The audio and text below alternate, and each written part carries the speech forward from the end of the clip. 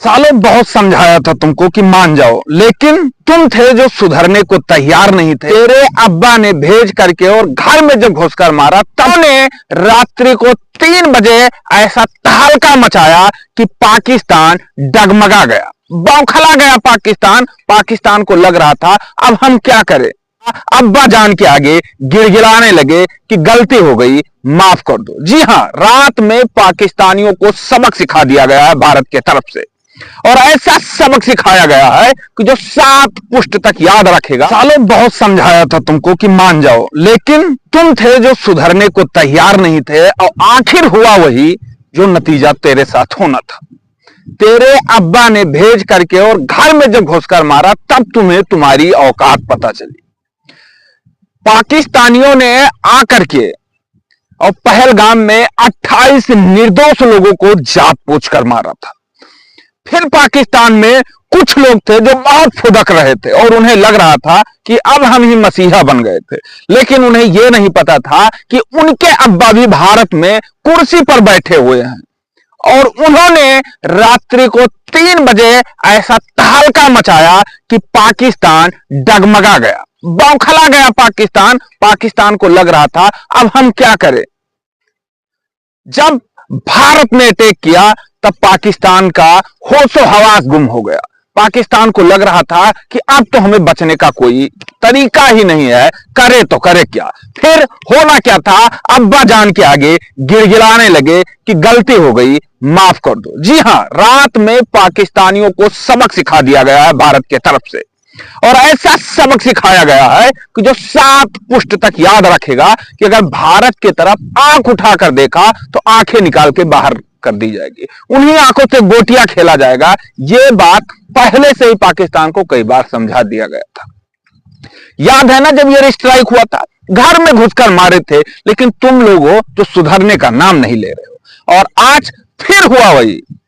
प्रधानमंत्री, देश के जो प्रधानमंत्री नरेंद्र मोदी जी हैं, उन्हें एक बार मैं सलूट करता हूं कि आप जैसा प्रधानमंत्री शायद भारत को अभी तक ना मिला था और ना फिर मिलने वाला है, क्योंकि आपने जो जज्बा दिखाया, जो दम दिखाया, वाकई तारीफ के काबिल है।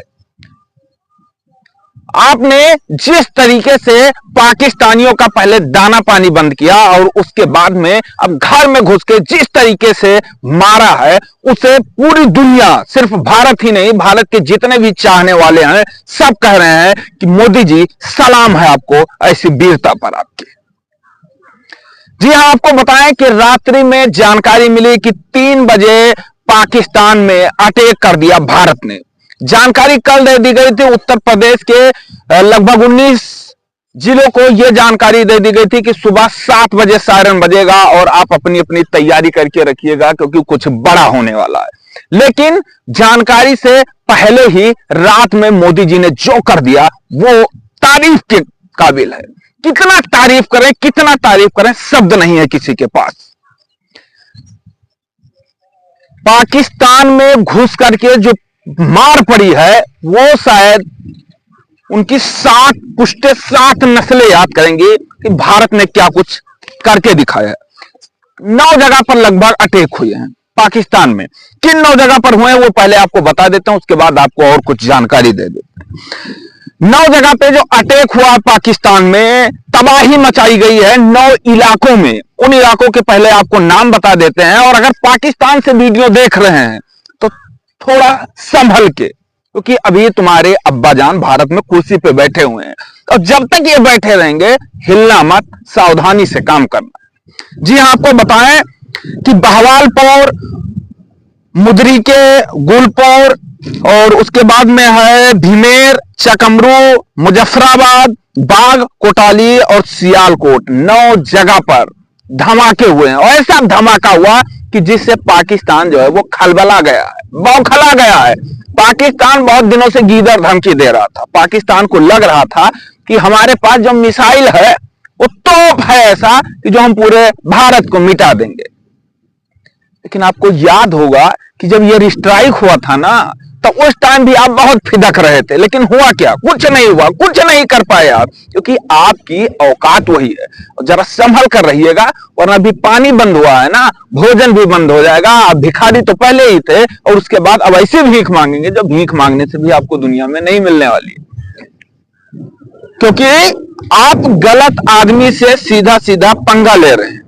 अगर आप पंगा लेते सही आदमी से तो शायद आपको बख्श दिया जाता, लेकिन आपने गलत आदमी से पंगा ले लिया। और आपको बता दें कि अगर आप भारत की तरफ उंगली उठाएंगे तो वो हाथ काट दिया जाएगा, कोई भी देश हो।